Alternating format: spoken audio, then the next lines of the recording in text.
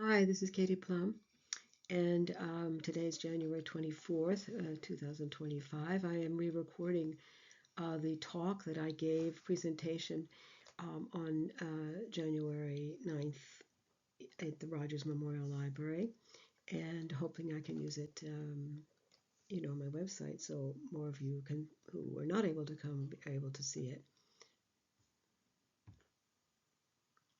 Thank you for wanting. We'll go to the next slide now. Hi, this is the next slide. In order to look ahead at 2025, we have to, we have to look back a little bit in honor of Janus. Janus was he's the Roman god who is named, January is named for, and Janus was two-headed. He was always looking back and always looking forward. January is named for him. And he's the beginning. He's the god of doorways, transitions, beginnings. He was always in passages, and you can see this statue from Roman times has an old man looking back and a youth looking forward. So it's always at two faces. He's always registered in two faces. So we're looking now back a little bit, as we do every annually in our presentations about the planetary movements.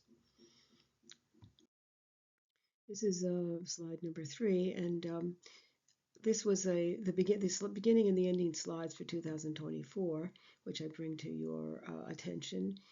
Sometimes it's looking back and seeing where we were, and the slide on the left, the photo on the left, was how we began the 2024 being an election year. We didn't know exactly how it was going to end up, whether we were going to get drunk or have a celebration. So I thought that woodcut was interesting. And then the last ending slide for 2024 was a quote from Mark Twain: "Whenever you find yourself on the side of the majority, it's time to pause and reflect." This is also something we talked about last year. Every 30 years, a progressed new moon, that means the sun and the moon come together, and we start a brand new 30-year cycle. Now, this happens on an individual level. You'll find every 30 years, it's one of these markers of our lives, when the sun and moon come together, and it starts a whole nother cycle.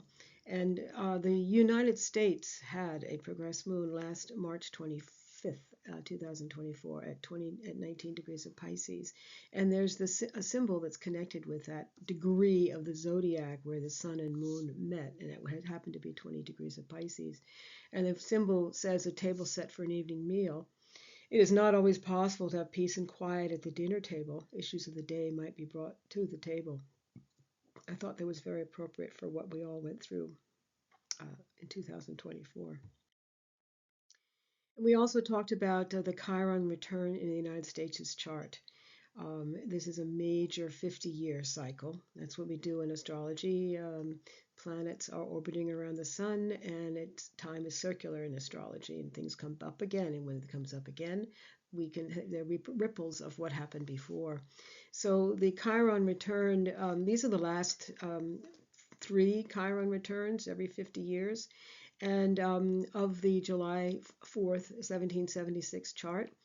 And if we go back to May 1874, Chiron is in Aries in the United States' chart, and Chiron is the wounded healer. He's portrayed here as the centaur. He's half human and half animal, and he has healing abilities because he's been wounded. And because the United States has their natal Chiron in Aries, and every 50 years, Chiron has a very regular orbit around the sun. Every 50 years, it comes back to where it was. And you'll find it in your own life. If you look back on age 50, you will see some significant events reoccurring in your life.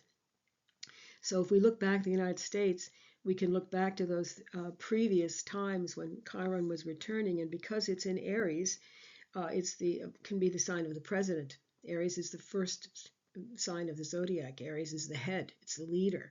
It's the ram with the horns. So you have Chiron, who is the constellation. It's actually a constellation up in the sky, and he is symbolized by the half human and half horse figure, who's a healer. But he wounds too, because you can see he's got an arrow, but he heals.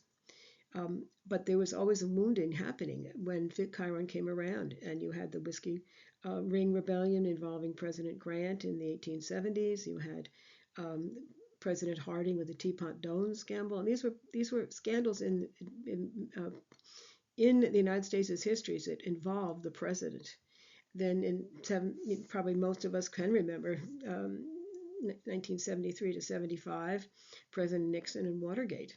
It was a huge embarrassment for this country. Now, this lately, we've had this Chiron return was April 2024 to February 2025, and we've certainly had some um, at least questionable events happening in recent history. The biggest scandals in the United States history were uncovered, each, and that's an important point, that each had a positive aftermath. Something good happened as a result of it, because that's what Chiron do. Chiron can wound. When you carry a wound, you can carry it for a long time, and it gets reignited again, and then, okay, we have to do something about it this time, and we have to heal that sore place. And so that's what's happened, particularly after Watergate. You had the church committee, the bipartisan church committee, that helped a lot of it made some innovations with the executive branch and what they couldn't do, and how to prevent something like Watergate happening again.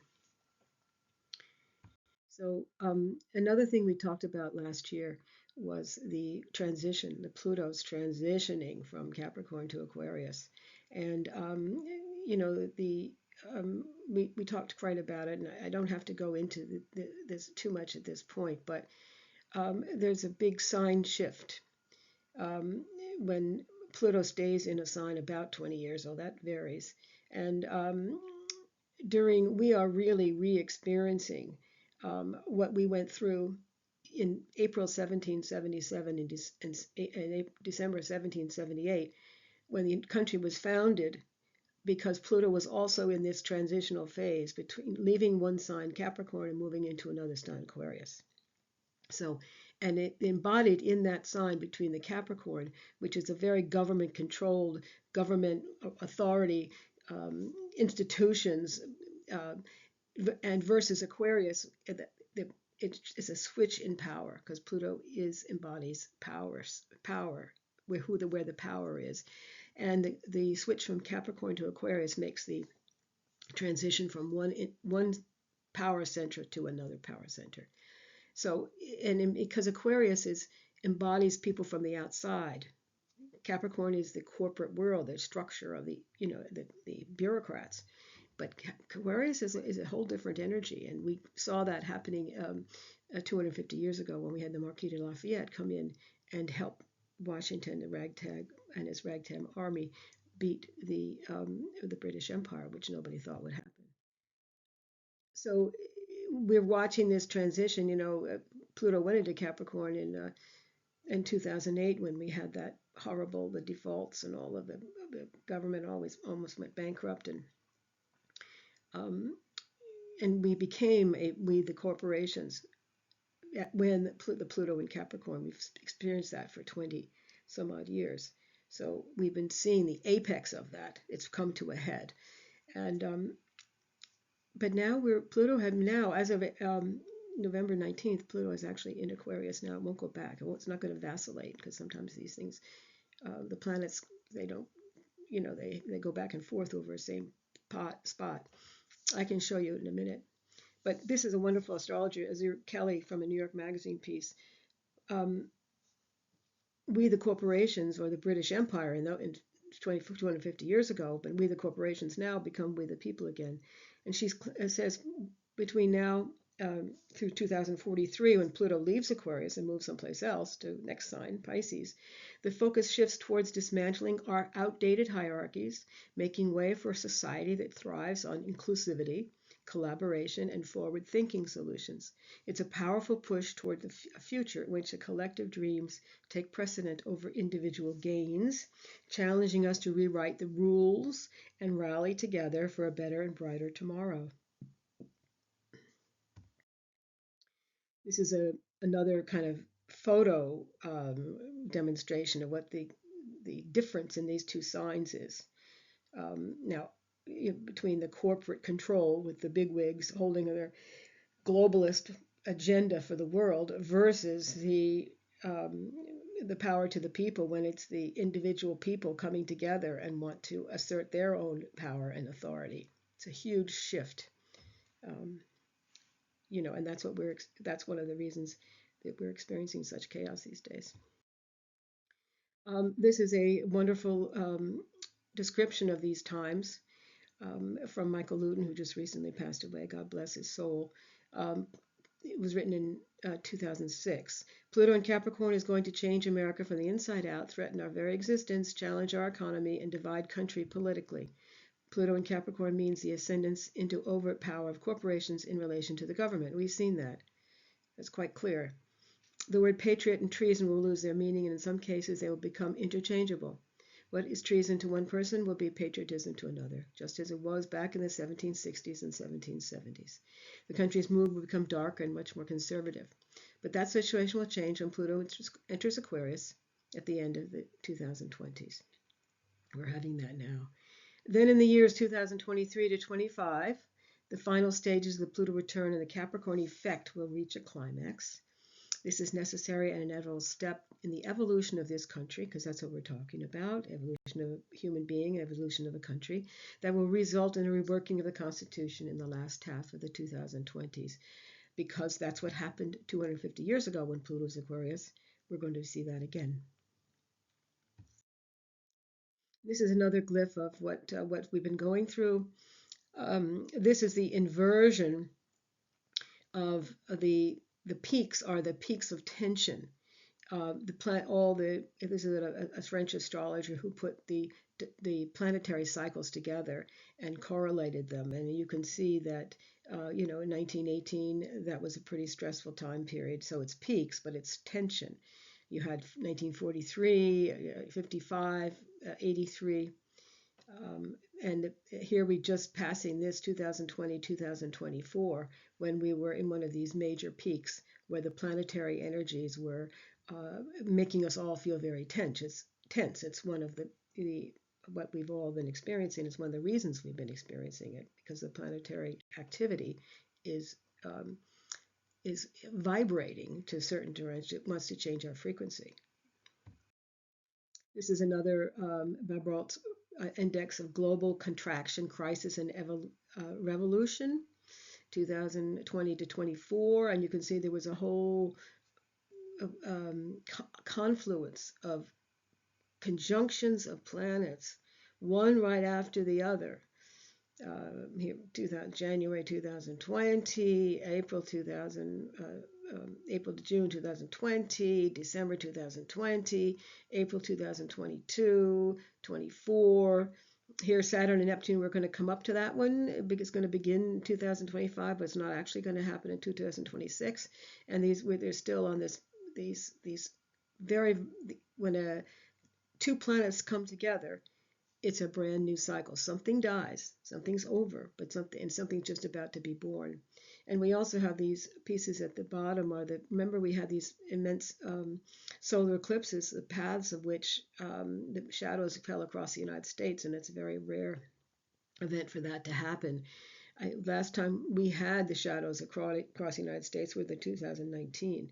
So the shadows can appear in any country all over the world, but when you have the succession of shadows, eclipse shadows across the United States, one right after the other, it just speaks to what's the process of what the United States is going through, a big identity crisis.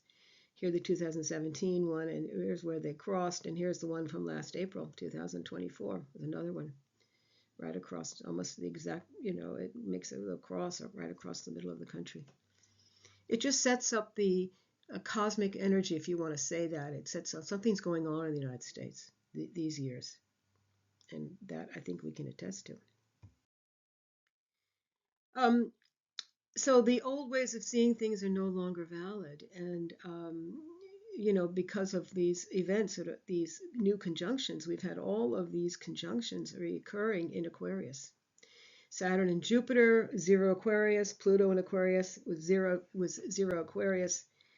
Mars and Saturn meet at 0 Aquarius, 2020. Mars and Pluto met at 0 Aquarius. Venus and Mars. You could go on, but there's an emphasis on 1 degree of the zodiac. It means that something, there's a message message coming from the gods, if you will.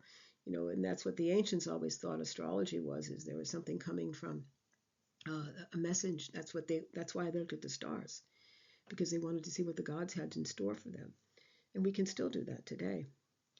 So the 0 degrees of Aquarius is in the constellation of Aquila, and the 0 degrees of Aquarius is Altar, is the eye of the eagle, and that's a 0 degrees of Aquarius. And Aquila is it's the bird. It's that Zeus always, when he was going to bring a thunderbolt, he always had the bird that carried the thunderbolt. Now the eagle is the United States is a symbol.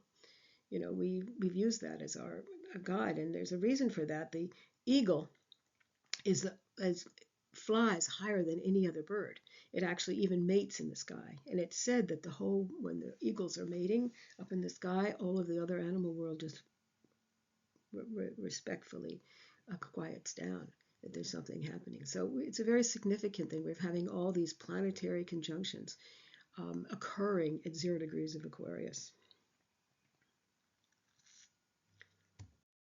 There's a symbol that just like we had with the progressed new moon and the table of everybody, 19 degrees of Pisces. Well, this is the understanding of that Altair and the brightest star in the Aquila, the eye of the eagle. It bestows hardiness, courage, and generosity, and everything rooted in the spiritual will survive. This is a picture of, like these Spanish adobe missions have survived hundreds of years. And so we have to understand that the only thing that's going to survive in our world these days are maintaining and meaningful ties to our enduring values. And that's what sustains us all. And that's what the promise for the United States is, that we were a nation built on these values, and that we have to embody, or that will die for everybody. So this is what I show this every year, because it gives a very elementary understanding of what we're talking about when we're talking about a planet changing a sign. Now we know that the universe doesn't look like this. You can't put it out on a piece of paper, in fact. But this is from fall equinox 2012, and you can see that all the planets are orbiting around the sun. And in the backdrop from Earth, here, this is the equinox. That means when we look here and see the sun, we will look out here and see the sun at 0 degrees of Libra, because that's the autumnal equinox. So we're looking here and we're seeing, okay, the sun's in front of Libra. Okay. Now what happens when all these planets change? They orbit the sun, they change the backdrop of the signs that they are in front of, shall we say. So we can see that at this time, Pluto is 2012. Pluto went into Capricorn in 2008, and now Pluto is left Capricorn and has entered Aquarius. In Neptune also. Neptune here was at the very beginning of Pisces, and he's just about ready to come into 0 degrees of Aries. He's moved around. Uranus here, just in the mid Aries. He's gone through the rest of Aries, and he's gone through most of Taurus. He's going to be entering Gemini this year. Then you have Jupiter. Jupiter stays 1 year in every sign. So we've had Jupiter in this chart was in Gemini, and this is 12 years ago. So Jupiter is again in Gemini, because Jupiter has an orbit of going around the sun every 12 years. And then Saturn here in this chart was just at the beginning of Scorpio, and now Saturn has moved all the way around. It's gone around the sun, and it's now the very end of Pisces, about ready to go into Aries also. So that's what we're saying when we're saying planets leave signs and move into the next one. So Pluto is what we've been talking about, and the power shifts. And Pluto, this is the glyph that we use in astrology to demarcate Pluto. Pluto, named after the mythic Greek ruler of the underworld. You can learn a lot about astrology. You've been learning it by reading Greek myths. He governs the unseen, the buried, and the veiled. symbolized all that lies beneath the surface. Pluto is where secret plots, ulterior motives, deeply rooted power structures reside. Pluto embodies the enormous pressure that builds beneath the ground, waiting to burst forth and reshape everything in its wake. It's the celestial agent of transformation, pushing us confront hard truths and challenging us to understand what's really going on. So when you have a Pluto transit, if Pluto is transiting your sun, or it's a life and death struggle, something that life never gets to be the same after you have a Pluto transit. It also, because the United States has been going through our Pluto, as we were talking about, is at the very end of Capricorn in our natal chart, and right about ready to go into Aquarius, and we've had a Pluto return. Therefore, every Pluto embodies secrets. Something comes out that was buried. And that's partly what we're seeing, what's going on. It will be happening this year, and in continuing on is there's a certain amount of pressure that builds up. The riches of the earth, where part of Plutonian wealth comes from, the gold and silver that earth contains. But there's it has to come out. Secrets have to come out. They can't be buried forever, and the power shifts when that happens. So Pluto embodies this secret, this power that's held deeply, but then has to erupt and get healed, because that's what it's all about. And we have to face some very hard truths, sometimes even life or death situations. Aquarius. So Pluto is now in Aquarius completely as of November 19th. But Aquarius ideals will repudiate the status quo and will bring to prominence impersonal relationships, androgynous and gender-neutral relationships, social idealism, civilizations expanding and reforming themselves through inventions and revolutions, and bring a dedication to the ideals of democracy, equality, and human freedom. Because Aquarius is one of the two human representative of the humanity in the zodiac. You have Virgo, the Virgin, but you also have this. He's a water carrier. He's a human being. Aquarius is about the individual human being and the power of the human being and what it is to be a human. So he's sprinkling his water. He's sharing his water. Water is the energy that flows. And he's spreading it to everybody. It's not going to be contained anymore in one particular group of people. When Pluto was in Aquarius before, in the 1770s, we had a huge Aquarian revolution, humanitarian revolution, activism like we haven't seen before in our lifetime, and we're standing on the threshold of that now. Pluto in Aquarius has a potential for generate new government structures, groundbreaking technology in medicine, and social innovation that changes the course of history. But will this lead to an egalitarian utopia or an AI takeover? Only time will tell. But this is a wonderful time for those hot air balloons. They were big in France in the 1700s, and we look now what's happening here with Starship back to its cradle, October 14th. Amazing. That's the biggest, heaviest load you can possibly have. It can move skyscrapers, the power of the rockets, what that has. And to actually be able to reuse that, to bring that rocket, to launch something into space, launch all these satellites. We've got 6,000 satellites, Starlink satellites go all over in outer space. This is what Musk is doing he wants to expand humanity. He wants humanity's consciousness not to disintegrate, but to actually spread to Mars. But this is an amazing feat. There's no artificial intelligence used in this. It was all human beings using their creative power. Pluto in Aquarius is also going to bring which is what we're going to see now in these next 20 years, the currency issues, because when Pluto was in Aquarius, we had the Constitutional Convention in 1777 to 1798, and we had the dollar defined in terms of gold and silver, the birth of the bond market, the charter of the bank, the birth of the dollar. We got the Constitution in those years when Pluto was in Aquarius, and we're going to see that again. And you can see this happening with all the CBT coins, the cryptocurrencies, and there's something called a stable coin, and you can see in the map that these coins are used in a lot of other places in the world other than us.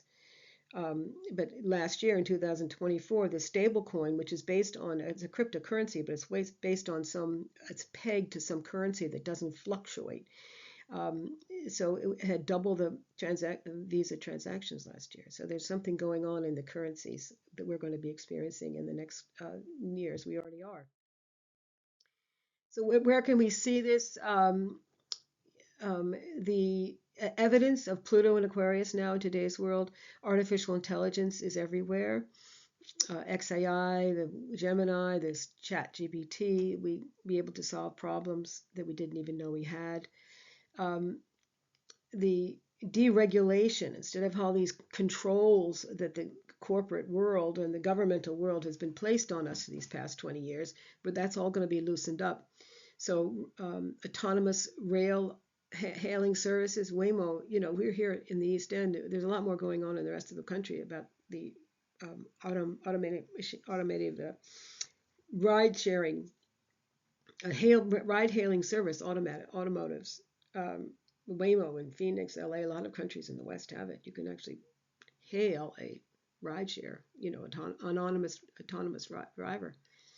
Robots, people having babies without being married. That's all very Aquarian and very androgynous. People have put their male and female put their sperm and or their eggs in somebody else as a surrogate. We're also beginning to question the DEI policies, the diversity, equality, inclusion.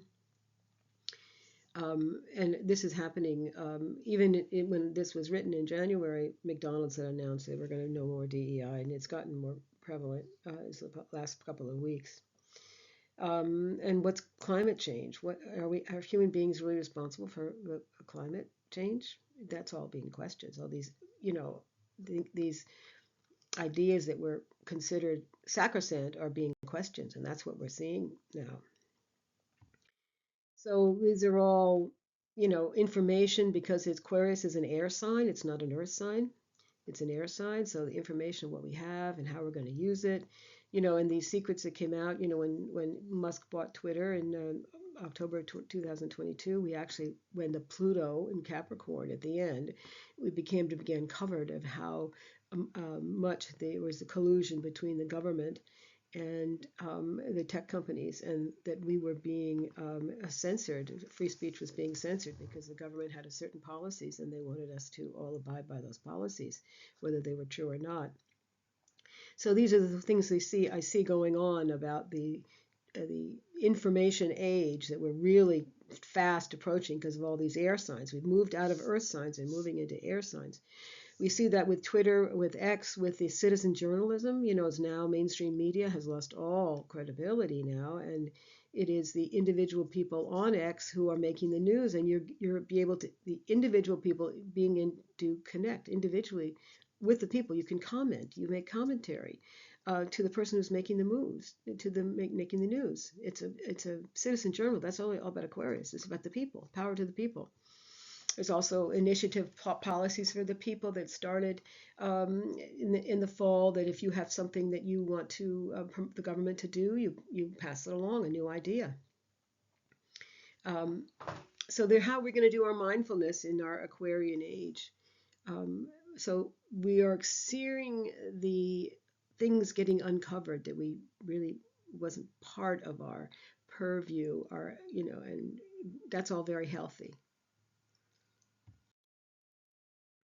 So we see the populist and fiscal conservatism is on the rise. Our Constitution is a document in which we people tell the government what is allowed to do. Man is not free unless government is limited. True as a law of physics, as government expands, liberty contracts, and that's what we've been seeing. So we're seeing this switch. Certainly you saw that this year, from the Democrats becoming the Republicans, Republicans becoming the Democrats. The Republicans used to be the people of the wealth and the money and the big business, and the Democrats were the little people, the firemen and the teachers and everybody. But somehow that has whole switched. So we're in this constant struggle here. This is Kevin Roberts, who's at Heritage Foundation. We are definitely a conservative, because Aquarius is a Saturnine sign. It's but it has Uranus with it. So there's something freaky and unusual and creative and inventive and exciting and the new possibilities that are opening up as well. Um, and this is one of the thoughts that we're having a second American Revolution here because there's a theory. This is Jeffrey Tucker wrote in December of last year, the theory that the anti-Soviet revolution in 1989 to 90, when the Berlin Wall came down, and the overthrow of the communist government that held power since 1918 was born in the breadlines. They became societies of their own. This is Aquarius, the power of the people. Places where people met, gossiped, and shared news from their lives and experiences. In these lines, strangers became friends and exchanged views on the news of the day. Here they learned to trust and who not to trust. And the makings of the revolution were born. And that's what I think that's what we have been experiencing. It's when the landslide that Trump got elected in the second time is every single demographic went his direction, every single one. So there's something happening that people are rising up, shall we say, and I think that's what we're experiencing. So we also see this in the joining of MAGA with MAHA, the Make America Great Again with the Make America Healthy Again movement, and the DOGE, the Department of Government Efficiency, is surely one of the most remarkable political coalitions ever to be assembled in such a short period of time. It put together people who had no idea that they had much in common before and impressed them all with a sudden realization that perhaps they had overlooked features of other groups that bear examination. It's not just, oh yeah, I'm going to stay in my one mindset. Oh, this looks interesting. We've all had to switch. We've all had to shed a skin, or we've all had to, oh, I guess this group is not as bad as what I thought it was. That's all Aquarian. Things are all getting jumbled up. We're changing our points of view. The future does not come down to us from the sky exactly. The future forms from people whose natal dispositions have built in receptors for those new planetary patterns. So the Gen Z is really the true Aquarians for our age, because they're larger than the millennials and they're loyal, compassionate, thoughtful, open-minded, more mature millennials. They look to Google. Competition is competitive, but not competitive, not patient. They've only ever known a smart technology. Prefer face-to-face communications, which is quite interesting in terms of the Aquarian age. Money, job security, and independence are important. And they measure by merit, and that's one of the things we're seeing now, that we don't want to define people, limit the definition of somebody, and define someone in a certain way. There's a kind of a variation on a theme now. So, Janice, we're going to change now. I'm going to move to the monthly section for. Yes, we're making a transition now, where we're looking at one doorway, one backwards, and we're looking at forwards because it's January. So I'm going to go into month by month. So this month, we've been having all of these mysterious drones flying over military bases. There's a lot of stuff going on that's coming out of the air, and no one's actually taking responsibility for it. The North Node and the Moon reached 0 areas in the first of the month, and so we really saw a lot, going on in the first of January. Really became into the public eye. LA burning, the drones, the chemical fog, the United Kingdom's cover up of child abuse, Trudeau resigns, all of these stuff that are affecting everybody in the world knows about, and that's partly what we're seeing. There's no secrets anymore. From January 7th to March, Mars enters Cancer. Mars is retrograde. It's one of the big things that we're going to be talking about here now. January 15th. By the time you see this, these will have gone by. But we're in this. We'll talk about it now. The Mars opposition. Mars opposition Pluto, January 3rd. It's one of three passes of these two planets, making it 180 degrees to one another. It's like the bull and the matador. Mars, I'm fighting. Plu, power. Mars, I'm fighting you. Mars, you get up and make a fight. Each side takes a turn, make a headway. Pluto, I'm going to be transformative. I want to transform this. We're going to kill this. And then Mars comes back. Oh no, there's a battle going on between these two. And this is what we were experiencing the first part of 2025. Um, you can see here November 3rd, the first Mars opposition Pluto right before the election. It was in a Cancer Capricorn, two opposite signs, but on January 3rd it was in Leo Aquarius, and April 27th is the last time for this battle of the two opposing forces. And it's also in Aquarius. So you can see we've made this transition from the old signs from the Capricorn, because Pluto has changed sign. It's a big deal when Pluto changes signs. Mars changes signs. It takes every 2.5 years to go around the sun, so its period is a little bit definitely shorter. So there's an intensity that builds up when the two planets are opposing one another, and then the opposition backs off, and then it comes back again. So here in the Mars will finally go direct, which has been retrograde since December 6th in Leo. If you have Leo planets, you're going to be particularly troubled or exhausted or on a mission or angry for some reason. There'll be something going on with you that you're going to have to change, because Mars for all of us is actually partly to do with our work and what we're doing in our living.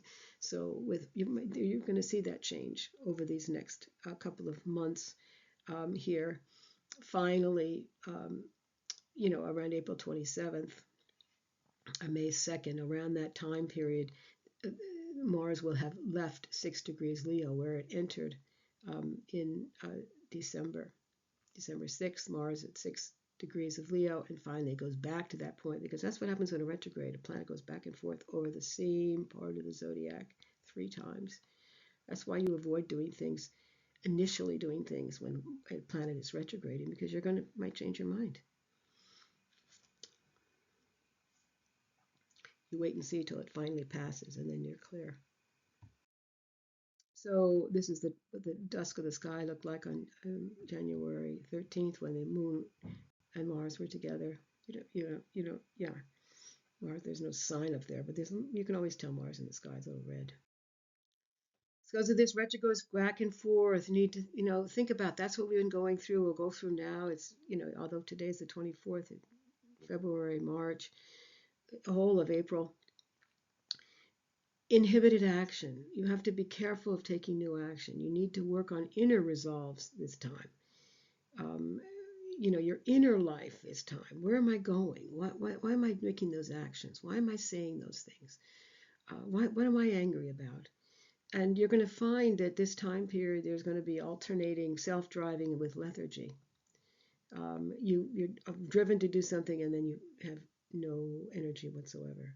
Can be sexual inhibitions, a repressed or explosive anger, working with people that are angry, and figuring out your own anger. It's an inner thing. When Mars goes retrograde, you're don't working on the outside so much. You're not, mowing the lawn or, making a big mission across. You're not out there in an army. You shouldn't be. Never start a war when Mars retrograde. You're going to lose. So, but the inner psyche, explore the inner psyche. Why, explore my dreams. Why is that coming up for me now? Why did I meet this person right now?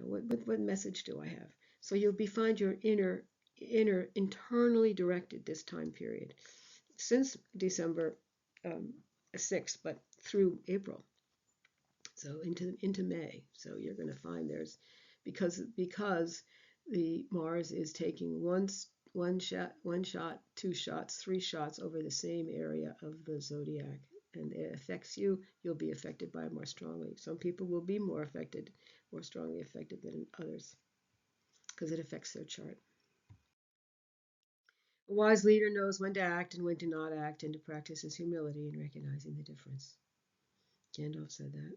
I mean, well, Robert Malone said it, but let's picture Gandalf there.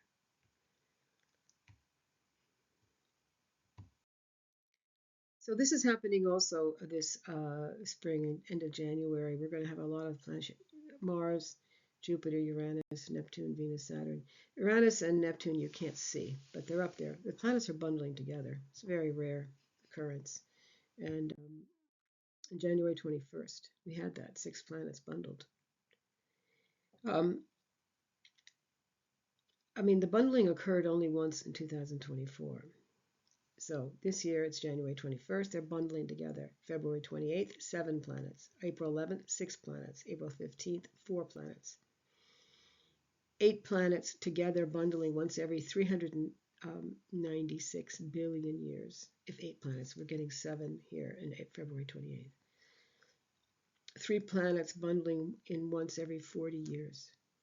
So it's an unusual time when these planets are bundled together. What exactly does it mean? It just is one of these messages from the gods that we are in a cauldron, shall we say, or a washing machine, and the gods, the planetary gods, are working on us. This is a picture of the original inauguration, knowing that because we're at the inauguration. This is Trump's second inauguration. You can see the planet Uranus is arising. That means he's a very Uranian guy. Trump. He's born, is born at a lunar eclipse, and with Uranus conjunct the Sun and the North Node in Gemini. He's his own man, and independent to boot. Independent and innovative, and that's what his administration is going to be. We also have the Sun conjunct Pluto up here. It's going to be, a power-driven with Aquarius, with all these new innovations, and what's going to happen to the people, the power to the people, and uncovering all these, releasing all this information that we've been deprived of all these years. So he also has this Venus Saturn conjunction himself. Trump does in his natal chart. The moon in this chart of that day is conjunct his Jupiter, and he has a very nice Jupiter in Libra. It's one of his strong points. So he wants to bring fairness, and that's this administration. Everything's going to happen to the administration, to this country, is in this natal chart. That's because that's the birth moment, just like you're in your own life. And we, in the United States, and it's true for every country, we have to go through the natal birth of our presidents. If Biden has a Scorpio, he's Sag rising, but it's 6 planets in Scorpio in the 12th house. He had a lot of secrets. We have to live the life of our president through his natal chart. Now, this Mars retrograde is, because we've talked about that now, that's in this chart. It's not really going to go direct until end of February. So this is problematic, but that's what it is. There's going to be some kind of, pushback or something happening, but we don't exactly know. But it's already quite dynamic. Here's his natal chart. As I was saying, he's got the Venus-Saturn conjunction. It's in Cancer here. He's also, here's his Uranus, North Node, Sun, Libra. That's what we're going to be living out at Leo rising. His Mars is on Regulus. It's on a royal star, which is the heart of the lion. So February is the Jupiter finally is going to go forward on February 4th at 12 degrees of Gemini. And this is the new moon, the degree of the new moon,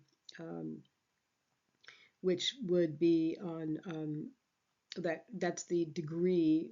There's a black slave demands her rights of her mistress. That's the degree that Jupiter is going to go forward. Jupiter is your ethics and our morals, and Jupiter is going to go forward. Now, which is good. On the ninth, watch for Mercury conjunct the Sun, square Uranus, some interesting news or sudden innovation, because Uranus comes along. There's something, oh my, exciting. It's like electric bolt. Uranus is definitely electric bolt. Mars goes direct February 23rd at 17 Cancer. So the sign of the mother, um, home life and feeling. The symbol for that is a hen scratching for her chicks. So there'll be a sense maybe, especially when in February when Mars goes direct, that we're all preparing our own little nests, helping our children, our family, our students, our um, our communities, kind of helping them prepare, nurturing them, because Cancer is a sign of the mother and a sign of the nurturing.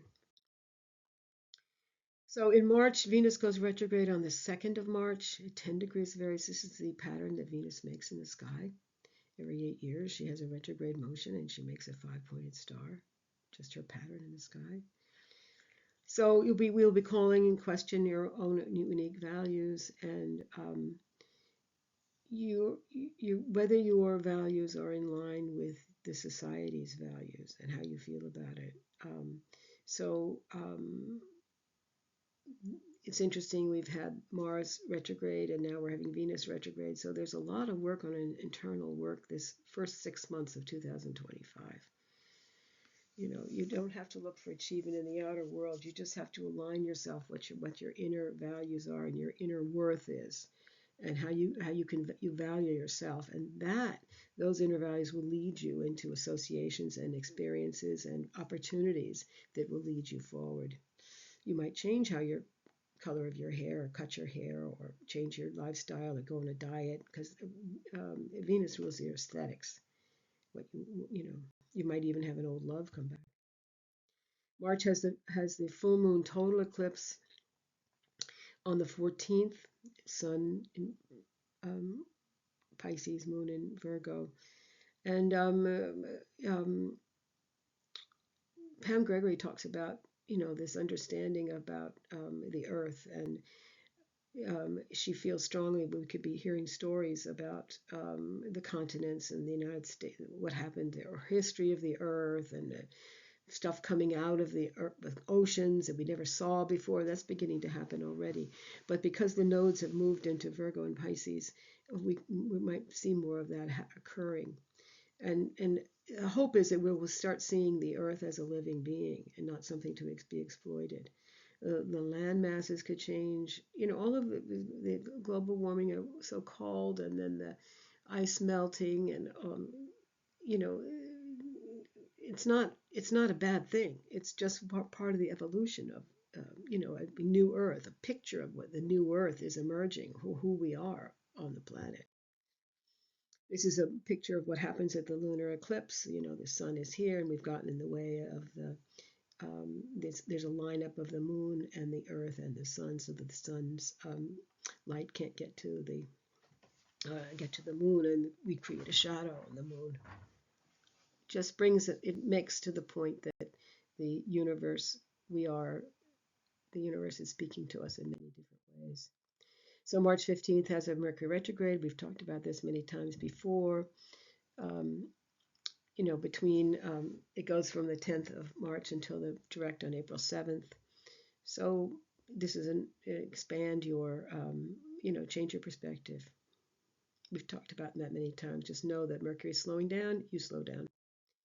March 22nd, the Sun conjunct retro Venus at 3 to Aries. Expect to understand or perhaps expand your true place in the great scheme of things, which might lead to you having a larger profile. Because the Sun and Venus come together, starts a new Venus cycle, and Aries is your identity, it's who you are. So expect that to happen. March, the solar eclipse then is the 29th at 9 degrees of Aries. New dimensions, breaking old thought forms, behaviors. This is kind of about a quantum science here. New age consciousness, ideas out of the past into the future. March 31st. Now this is one of the major pieces of information about this year, but all these planets are changing signs. And Neptune leaves Pisces, where it's been since April of 2011, and enters Aries for the first time. That's just the glyph of Aries. And Neptune is behind there, the blue. Neptune is our transcendence of visible limits. It's our spiritualism. It's our escapism. It's our fantasy. It's our illusions. It's our irrationality. It has also special significance for drugs, pharmaceuticals, entertainment, movies, mainstream. You know, go to a movie and you escape to the movies. That's all very Neptunian. I want to see the world differently than what it was. Venus, Mercury, and Venus go together in Pisces, April 2025. It should be an interesting time.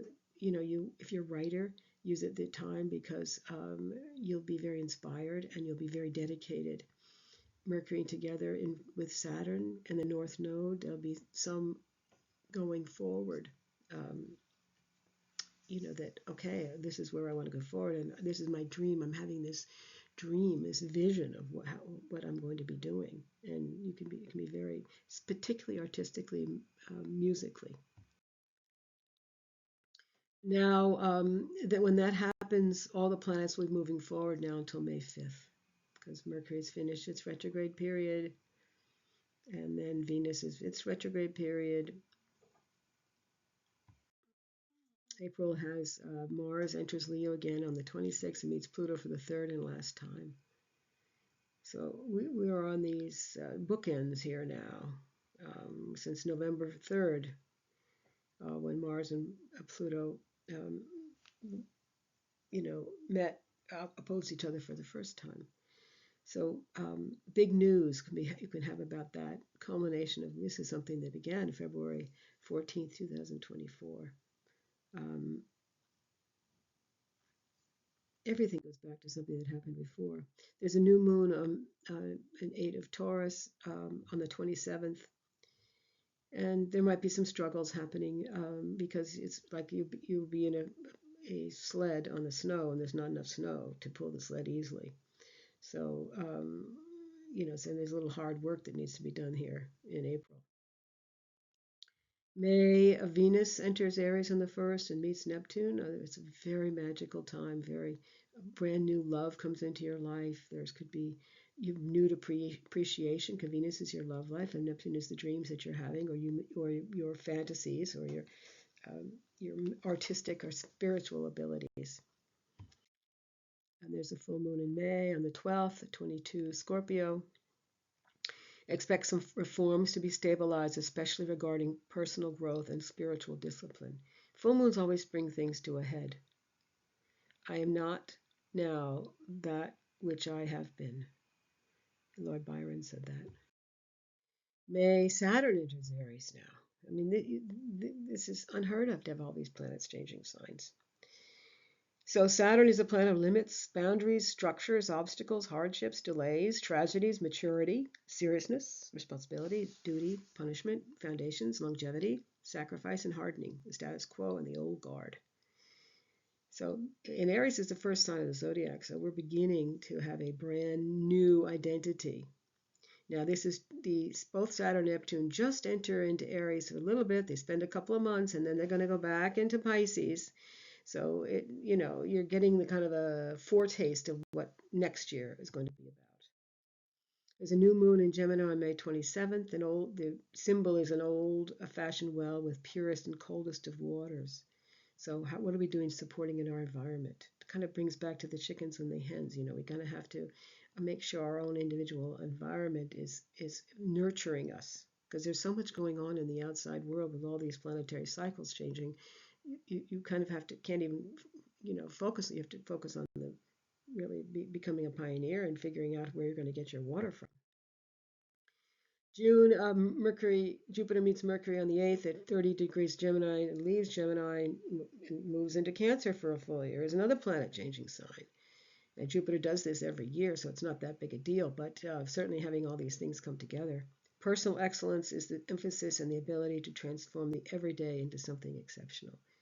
Sounds very magical time. There's a new moon on the 25th of June, if you have a birthday. Um, your individual needs, there's something about the individual needs can't override the collective needs. And this is kind of embodied by a train, your individual needs to get someplace, and the train has to come along. So, uh, you kind of have to be aware of that. So June is also this time. I put this in here because the there's going to be a landmark ruling by U.S. District Judge Pittman. Um, because of that, the Pfizer and the emergency use authorization for Pfizer and FDA is Pittman's demanding that the paperwork um, gets released, another releasing time. And this is Patrick Henry. He was one of our fathers, founding fathers, so he never really much gets credit because he was really much of a radical. But the liberties of people never were, nor ever will be secure when the transaction of their rulers may be concealed from them. And he was a good Gemini, a lot of planets in Gemini. Um, so here's an information person. Saturn retrograding goes backwards to retrace steps. So it's leaving Aries and it's going back into Pisces. Now this to me is the biggest piece of the year because it's our progressed Jupiter is going to leave. It's going to stop going retrograde. This is the United States is born with Sagittarius rising, and so Jupiter is our ruler. So Jupiter is our ruler. He's the king of the gods. He was at Mount Olympus, head of Mount Olympus. And he was also ethically and morally and wise. And what he brings you goods in your life, Jupiter. Saturn constricts you, makes you responsibility. It can bring rewards. Don't kid yourself. But Jupiter is the benefic, the greater benefic, and I think that this is. It went retrograde in November 15th in 1905 when Teddy Roosevelt was president. To me, this is the beginning of the turnaround in terms of the United States' moral, ethical compass, which we were founded with, and which we have betrayed, which we have strayed from to some extent. Progressive era was a very important era, that the widespread social activism and political reform across the United States, defeating corruption, story of Rockefeller, and all of the diminishing of the huge corporate, the takeovers, the oil, the Standard Oil Company, all of this stuff. And it really began to be changed during there, but it didn't last. It was also the beginning of the American imperialism. When we had the war with Spain and then took the Spanish-American War, which we probably unethically started, or William Randolph Hearst did. But we also took, we took Guam, Puerto Rico, and the Philippines from Spain, and control of Cuba. We started our American imperialism during this time, during the beginning of the century. And the Panama Canal was important during this time too, because Roosevelt, he oversaw the construction of it. He was president 1901 to 1909. But it opened, he didn't see it opened at the end. I mean, he did, but he wasn't president anymore. But this is in the news these days again because the deal that we made with Panama, what we bought, the U.S. usually did what it usually does. It offered to buy a piece of land for $10 million plus yen, but Colombia refused. But in 1903, Panama revolted against Colombia. Naturally, the U.S. came to help. And then they helped Panama defeat Colombia, and the U.S. finally bought the piece of land. It took 10 years, 20,000 lives. But it's coming up again because in the whole American empire, are we going to be an empire? Is that our place in the world? It's up to debate now. But because that was going on in those years, and because now Jupiter is going to go forward again, that's why it's coming up again. The Panama, everything that the reforms, and so help understand that time is circular. So Uranus changes signs. There's another one. The 8th until the 9th of November, and then it's going to go back into the very end of Taurus again, and then go back to Gemini. And Uranus, United States was born with Uranus in Gemini. Uranus is your lightning bolt, as I said. It's the inventor, it's the wizard, it's the technocrat, it's the, all this technology is coming from, because Aquarius is ruled by Saturn and Uranus. So we're going to be an outload of, proliferate of more information. So we're going to have this Renaissance energies, Pluto in Aquarius, Neptune in Aries, Uranus in Gemini. These are all changing from earth signs to air and fire signs. There's going to be a lot more movement. Things are going to speed up, particularly this summer, after Uranus goes into Gemini for that time frame. Beginning of changes in forms of education, medical, political systems, financial systems, artistic, poetry, music, scientific. You'd have to go back for 2,500 years to see that combination of those planets and those signs. So this is just the foreshadowing of what the years ahead we're going to have. Here's Mercury retrograde again in July, direct August 11th. Here's the birthday chart of the United States for this year. It has Pluto on the ascending sign. That means it's going to be powerful. We're coming into more of our own personal power. Is going to be stronger this year.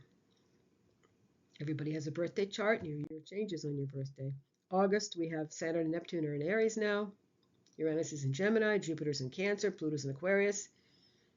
Those are whole different planetary energies that we've had all last year.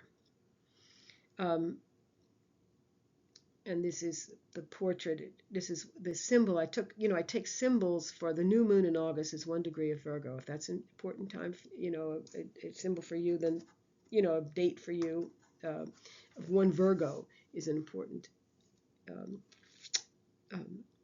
in your chart, where the planetary placement or angle or something. Then you're going to be strongly influenced by this. Some people more than others. Do you ever see the portrait of a great man without perceiving traits of pain and anxiety? John Adams said that. Here's another picture of the Renaissance energies we're going to be experiencing. Because Saturn and Neptune coming together, Saturn is boundaries and Neptune dissolves the boundaries.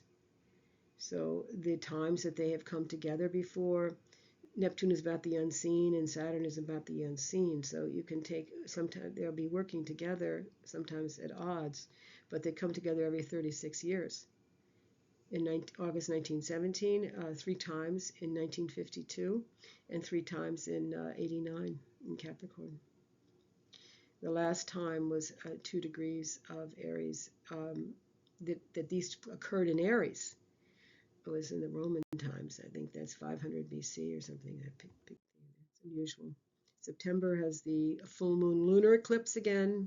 Lunar eclipses always change. That when they occur, everything changes in our lives. It's the most important demarker of change is an eclipse. September 6th, Uranus goes retrograde.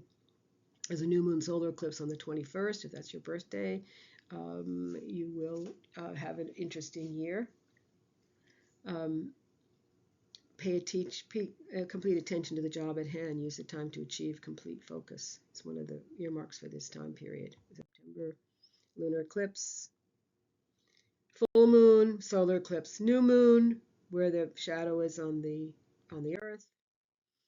These are images. October, full moon on the 7th. Venus goes on the 14th, goes into Libra.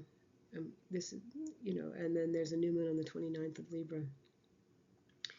This is a kind of a psychic. These are images that are connected to the degrees of the new lunations. So that means the image is created with 29 degrees of Libra.